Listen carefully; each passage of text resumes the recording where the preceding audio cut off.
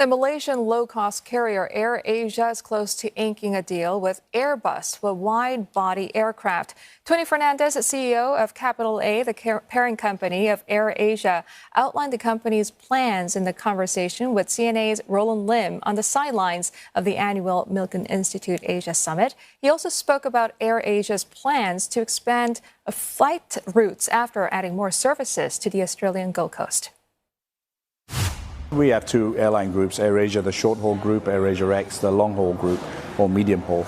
And right now, we're actually, looking at more capacity. I can announce first time on CNA that we're actually looking at an aircraft order. Now, I never believed we would be looking at a new aircraft order. But that's an exciting moment for me that we're in discussion with manufacturers for a wide-body order. This is with Boeing or Airbus? Primarily with Airbus, but Boeing has made offers to us as well. And how big an order are we talking about? Well, it's subject to board approvals, but we see a huge potential of making ASEAN multi-hub strategy as big as Dubai, Emirates, and Qatar, Doha, in terms of a hub into Africa and Europe and even North America. So I'd rather not say right now, but in due course we will announce what kind of order size we're looking at. Now, is your fleet back to pre-pandemic levels at this stage? Not yet, but we've broken the back of it, and so 180 aircraft are activated by the end of this month, and I foresee by the end of December we'll have all of the aircraft back. That's been a big kind of goal of mine, to get the 204 aircraft back, and it's looking good for the fourth quarter. Is adding capacity still constrained? I mean, for how much longer do you think this will impact ticket prices? I think ticket prices are more or less where they should be. I think airlines have always been a little bit cheaper, but I don't think you're going to get any more rises. I get a slight decline as all the capacity comes back, but most of the capacity is already in. From the big boys, the full-service airlines, and big low-cost airlines such as us and Lion and Cebu are virtually back. And what's driving growth at this stage? How much of that anticipated return from Chinese tourists to the Asia-Pacific region are you seeing a significant bounce back at your airlines?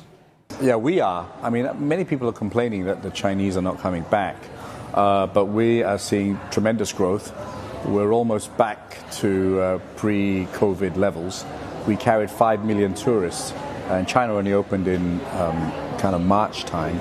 We have already done 3.5 million tourists. All our destinations are open, and by 2024 we'll be opening new destinations.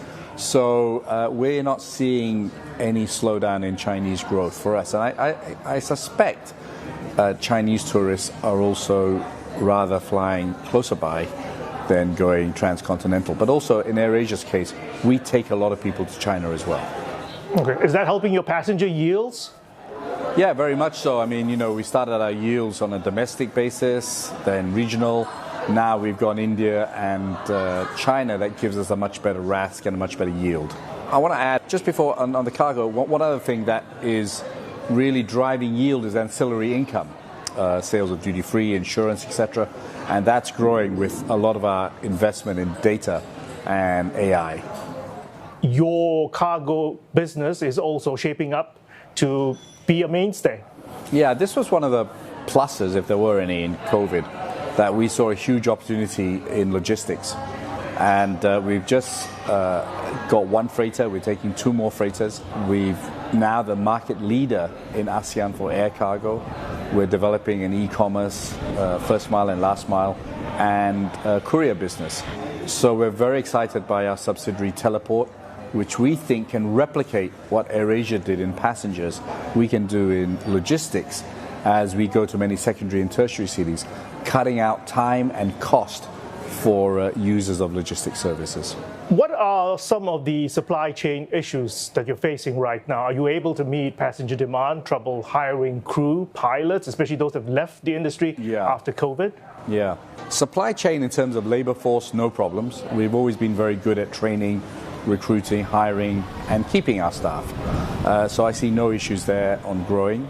We're ahead of the curve. We've taken our first bunch of cadets already, and cabin crew is not an issue.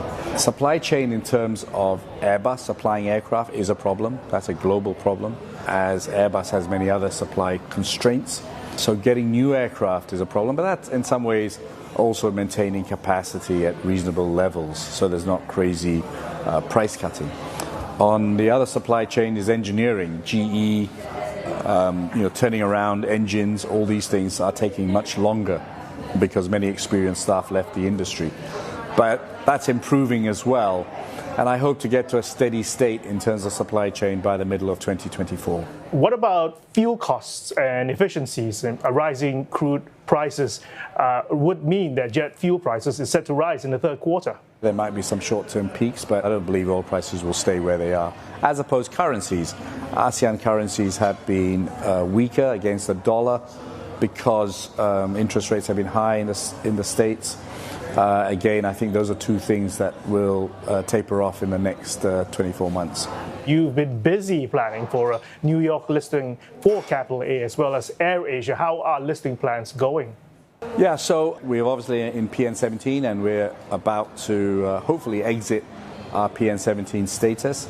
And that will enable us to start restructuring Capital A and listing various units in Capital A. We think there are 6 divisions now.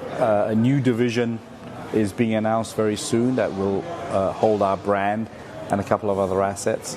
And we're looking at a very interesting listing on that as well. So just for our viewers out there, Capital A shares on the Malaysian Stock Exchange still under what you call Practice Note 17. That's a listing for groups in financial distress. Now, you did apply for exiting PN17 back in July. Has a decision been made? Well, 2 things. AirAsia X was also, and I just want to say in that financial distress, it's we're clean, audited clean. It's a kind of a historic basis this practice note is put in. So AirAsia X has applied. Capital A has put in its paper for consultation, and I think imminently we'll be putting in its full application. An announcement will be made soon. And this pivot of Capital A towards e-commerce and digital businesses, though you want non-airline operations to account for about 50% of Capital A's revenues by 2026. Now, that's quite an ambitious plan. What have you got up your sleeve? Wait and see. I mean, look, logistics is doing well. Our digital business is far better than I expected. And our aircraft services businesses are very good. So, over the next few months, once we get out the practice note, we're going to start going on the road and explaining to people what we're doing. And then people will see the huge value that we've created in Capital A.